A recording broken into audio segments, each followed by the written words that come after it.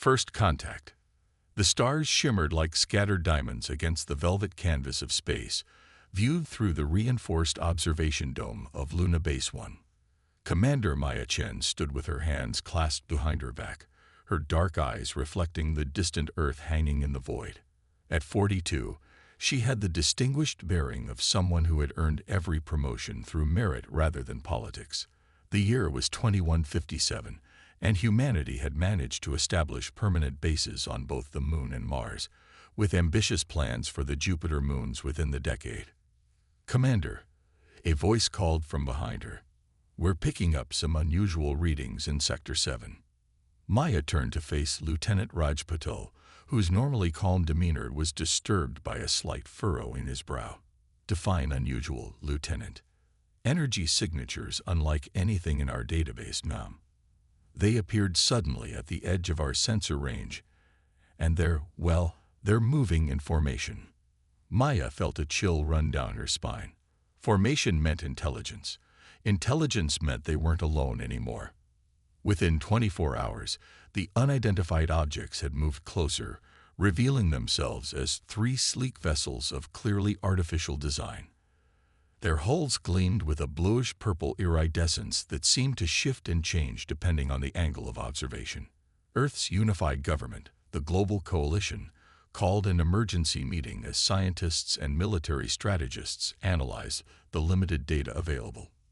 Far above them, aboard the lead vessel of the Arconian scouting fleet, High Commander Vex observed the small blue planet with 4 eyes that blinked in alternating pairs. His scaled skin rippled with patterns of light that expressed his thoughts to other Arconians, currently conveying mild interest and subtle contempt. "Report on the indigenous species," Vex commanded, his universal translator converting his harmonic speech into words his diverse crew could understand. Science Officer Lyrax approached, her own skin patterns displaying caution. "They call themselves humans. Their technology is primitive by our standards. Simple combustion rockets, rudimentary AI systems, and energy generation dependent on fossil fuels and nuclear fission. They've only managed to establish basic outposts on their moon and neighboring planet. Hostile capabilities?" Vex inquired. "Limited. They possess nuclear weapons but haven't unified their global defense systems. They still fight among themselves over resources and territory." Vex's skin rippled with amusement. Typical of primitive species, the Arconian Empire has conquered 1,000 worlds more advanced than this one. He paused, considering. "The High Council requires specimens for study. Select 5 individuals with diverse knowledge bases and bring them aboard." On Earth, Dr. Elias Reeves was working late in his quantum physics laboratory at the International Science Complex in Geneva. At 36, he had already revolutionized quantum computing and was close to a breakthrough in quantum entanglement communication that could potentially allow instant information transfer across vast distances. His colleagues had left hours ago, but Elias remained, driven by that spark of inspiration that wouldn't let him rest. The lights in his lab flickered. His computer screens went blank, then filled with rapidly scrolling data he didn't recognize. Before he could process what was happening, a blue-violet light enveloped him, and the solid world around him seemed to dissolve. When his vision cleared, Elias found himself in a chamber with curved metallic walls inscribed with flowing symbols. He wasn't alone. 4 other humans, a military officer, a biologist, a linguist, and a mechanical engineer, stood nearby, looking equally disoriented. Before them stood 2 tall beings with scaled skin that shifted in colors and patterns. Their 4 eyes blinked asynchronously as they observed the humans.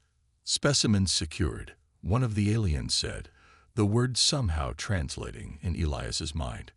"Begin analysis sequence." Back on Luna Base, Commander Maya Chen was reviewing the disappearance reports that had suddenly spiked across the globe.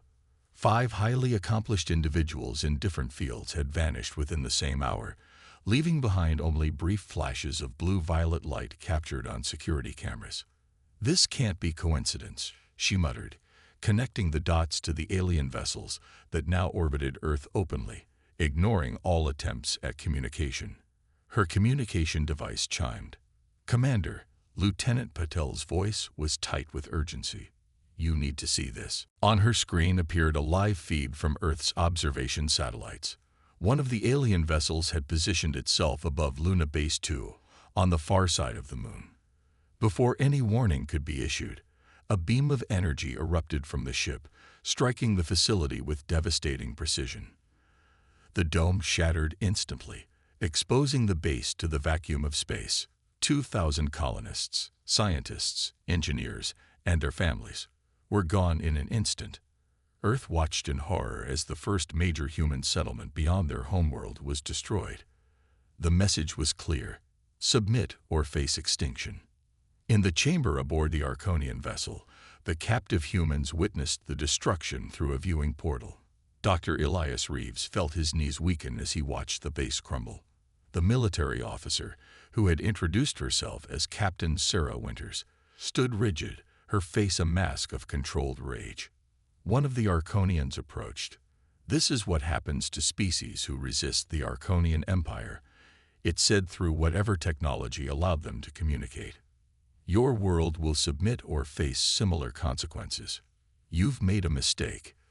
Captain Winters replied, her voice steady despite her evident anger. "You think this will frighten us into submission, but humans don't work that way." The alien skin rippled in what might have been amusement. "We shall see." The response from Earth was swift and unprecedented. Nations that had been rivals for centuries united overnight. The global coalition declared a worldwide state of emergency, pooling resources and knowledge to address the extraterrestrial threat. Military forces were mobilized, not in conflict with each other, but in unified defense of their planet. At the Emergency Global Coalition Summit, Commander Maya Chen presented her assessment. "They're technologically superior, but they've made a critical error. They've underestimated us. They think the destruction of Luna Base will demoralize us, but it's had the opposite effect." "What do you propose, Commander?" asked President Lai of the coalition. Maya's expression was resolute. "A two-pronged strategy. First, we accelerate our defensive capabilities, adapting our existing technologies to counter theirs. Second," she paused, knowing her next words would be controversial, "I lead a small strike team to infiltrate their mothership." The room erupted in debate, but Maya stood firm. "They've taken our people. From what we've observed, these aliens are hierarchical. Take out their leadership, and we might gain leverage." Aboard the Arconian vessel, Dr. Reeves had been carefully observing their captors.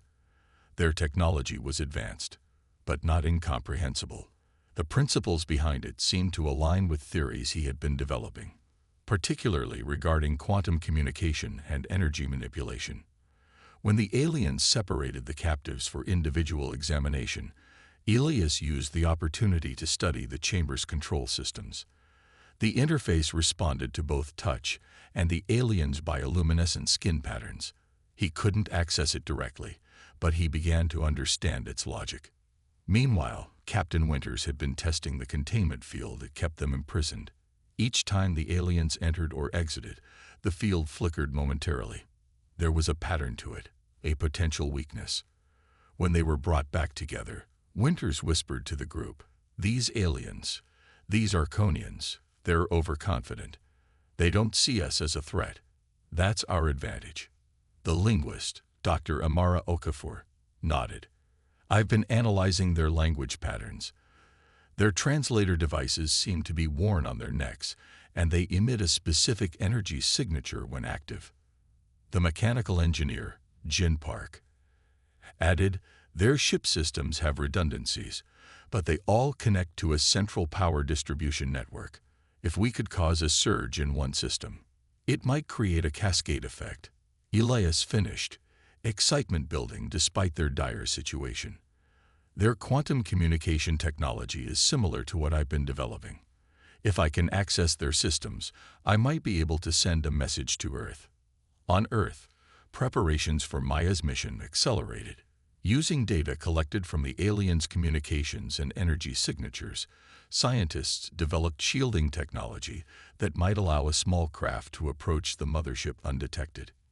Meanwhile, global defense systems were being reconfigured based on observations of the alien weapons used against Luna Base. Commander Chen selected her team carefully, specialists in combat, engineering, and xenobiology. Their modified shuttle was equipped with the best stealth technology Earth could produce on short notice. As they prepared for launch, President Lai addressed them. "You carry the hopes of humanity with you. Whatever happens, know that Earth stands united for the first time in our history. If these Arconians want to fight, they've picked the wrong species." Maya nodded solemnly. The mission was nearly suicidal, but the alternative was submission to an empire that had already demonstrated its callous disregard for human life. As she boarded the shuttle, she whispered a promise to herself and to the lost colonists of Luna Base. "We will not go quietly." In the darkness of space, humanity prepared for its first interstellar war, a war they were technologically unprepared for, but one their spirit might just allow them to win. The Awakening. Dr. Elias Reeves had always believed that understanding was the key to advancement. Now, as he studied the Arconian control systems during his brief periods of examination, that belief was being put to the ultimate test.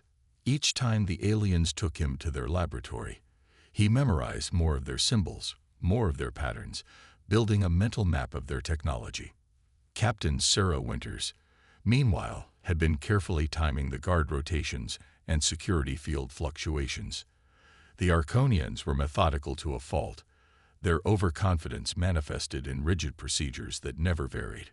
A weakness, she noted, that could be exploited. Tonight, she whispered to the other captives as they were returned to their shared containment area. When the secondary power cycle initiates, the fields weaken for precisely 3.4 seconds. Jin Park, the mechanical engineer, had managed to salvage components from his examination equipment, enough to build a crude device that might disrupt the translator worn by their guards. "It will only work once," he warned. "Make it count." Dr. Amara Okafor had been studying the Arconians themselves, their hierarchical society, their communication patterns, and most importantly, their physiology. "Their exoskeletal structure is sensitive to vibration," she explained. "High-frequency sound causes them pain and disrupts their ability to communicate through bioluminescence." When the moment came, they were ready. As the lights dimmed slightly during the power cycle, Jin activated his disruptor. The guard's translator sparked, causing the alien to emit a high-pitched harmonic that sent its companion reeling. In that moment of confusion, as the containment field flickered, Captain Winters led the charge. They moved quickly through the corridors of the massive vessel, using Elias's memorized layout to navigate toward the communication hub. Alarms blared, strange, undulating sounds that hurt human ears but would be far more debilitating to Arconian senses. There, Elias pointed to a doorway marked with symbols he recognized from his examinations. "That's the auxiliary communication node." While Winters and Park secured the entrance, Elias worked with desperate speed at the console. The interface was alien, but the principles behind it were universal. Quantum entanglement operated by the same laws, regardless of who was harnessing it. "Can you send a message to Earth?" Winters asked, her voice tight as she watched the corridor. "Better," Elias replied, his fingers flying over the interface. "I can give them the frequency codes for the Arconians' shields and weapon systems." And he paused as the console flashed with symbols he recognized. "I think I can locate where they're keeping other human prisoners." Outside the Arconian mothership, Commander Maya Chen's stealth shuttle approached, using the massive vessel's own energy field as cover. The intelligence Elias had transmitted had been invaluable, allowing Earth scientists to reconfigure their systems to counter Arconian technology. Approaching insertion point, Maya's pilot announced, guiding the shuttle toward a maintenance access point identified in Elias's transmission. Maya checked her plasma rifle, reverse-engineered from fragments recovered from the Luna Base attack. "Remember, we're here to rescue our people and secure tactical information." If possible, we negotiate. If necessary, we demonstrate that humanity is not to be underestimated. The boarding went more smoothly than anticipated. Using the access codes provided by Ilias, they bypassed several security measures. The Arconians, apparently never having faced a serious boarding action, had focused their defenses outward rather than inward. As they moved deeper into the ship, Maya's team encountered increasing resistance. The Arconians' energy weapons were powerful but slow to recharge, another weakness to exploit. The human team used coordinated tactics, moving in patterns unpredictable to the rigidly hierarchical aliens. In the communication node, Ilias and the other escapees heard the sounds of combat approaching. "Someone's coming," Winters warned, taking up a defensive position. The door slid open to reveal not Arconian guards, but human faces, Maya Chen at their lead. "Dr. Reeves, I presume," she said with grim satisfaction. "Your message was received. Earth sends its regards." Their reunion was brief. Maya quickly explained how Elias's transmission had allowed Earth to adapt its defenses, holding off further attacks while her team infiltrated the mothership. In return, Elias shared what they had learned about Arconian weaknesses. "Their society is based on rigid hierarchy," he explained. "All commands flow from the High Commander. If we can reach the command center." A new alarm sounded, different from the others. The ship shuddered slightly. Jin Park, who had been monitoring the Arconian communication channels using their captured equipment, looked up in surprise. "Earth is attacking. They've launched a coordinated strike against all 3 vessels using reconfigured defense satellites." Maya nodded. "Phase 2 of the operation. They're providing a distraction while we complete our mission." She turned to her team. "Let's move. We need to reach the command center before they realize what's happening." The combined human force moved through the ship with purpose. The Arconians, confused by the external attack and the internal breach, were slow to respond. Their hierarchical command structure, normally a strength, became a liability when communications were disrupted. When they reached the command center, they found High Commander Vex surrounded by his officers, their skin patterns flashing in chaotic patterns that reflected their agitation. Vex turned as the humans entered, his 4 eyes widening in what might have been surprise. "Impossible," he said, the translator rendering his harmonic speech. "Primitives could not breach our defenses." "You made a fundamental error," Maya replied, stepping forward. "You judged our technology without understanding our nature. Humans don't surrender when attacked. We adapt, we unite, and we fight back." Vex's skin rippled with colors that needed no translation: rage, disbelief, and beneath it all, a growing fear. "The Arconian Empire has conquered 1,000 worlds. You are nothing." Dr. Amara Okafor stepped forward. 1,000 worlds of species like yourselves, hierarchical, rigid, dependent on centralized command. But humans are different. We thrive on chaos, on individual initiative within collective action. As if to punctuate her words, the ship rocked from another impact. The view screen showed Earth's defense platforms firing in perfect coordination, their energy signatures modulated to penetrate Arconian shields. Vex raised his weapon, but Maya was faster.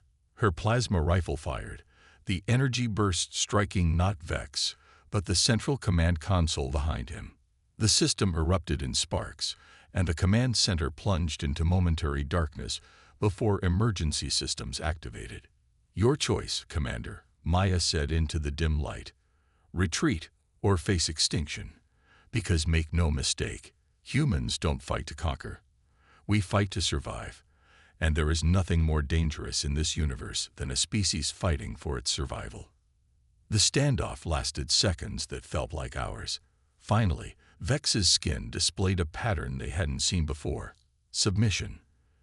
"The Arconian Empire has never retreated," he said, his translator struggling to convey the complex harmonics of his speech. "But neither have we encountered a species like yours. We will withdraw, but know this: the galaxy will hear of this day. The humans of Earth will not be forgotten." Within hours, the Arconian vessels broke orbit, their engines flaring as they accelerated away from Earth. On the surface below, people emerged from shelters to watch the retreating lights in the sky, knowing their world had forever changed. In the weeks that followed, humanity worked tirelessly to incorporate what they had learned from the Arconians. Dr. Elias Reeves led a team that adapted quantum entanglement technology for instantaneous communication across vast distances. Jin Park revolutionized Earth's energy systems using principles observed in the Arconian engines. Dr. Amara Okafor's insights into xenobiology prepared humanity for future encounters with alien life. And Commander Maya Chen, promoted to admiral, oversaw the creation of Earth's first true space defense fleet, built with technology that merged human ingenuity with Arconian principles. 6 months after the Arconians' retreat, Earth received its first communication from another alien species, not the Arconians, but a coalition of worlds that existed beyond the Empire's reach. They had heard of the small planet that had stood against the mighty Arconian fleet and survived. They were curious about these humans who had accomplished what no other species had managed. As Admiral Chen prepared to respond to this new contact, she reflected on how quickly humanity had advanced once united by a common purpose. They had awakened to their potential, to their place in a galaxy far more complex and dangerous than they had imagined. "Send our greetings," she instructed the communication officer, "and let them know that Earth is ready to join the galactic community, as equals, not subjects." Behind her, through the observation window of the newly constructed orbital station Phoenix, the Earth turned slowly against the backdrop of stars. No longer isolated, no longer innocent, but undefeated.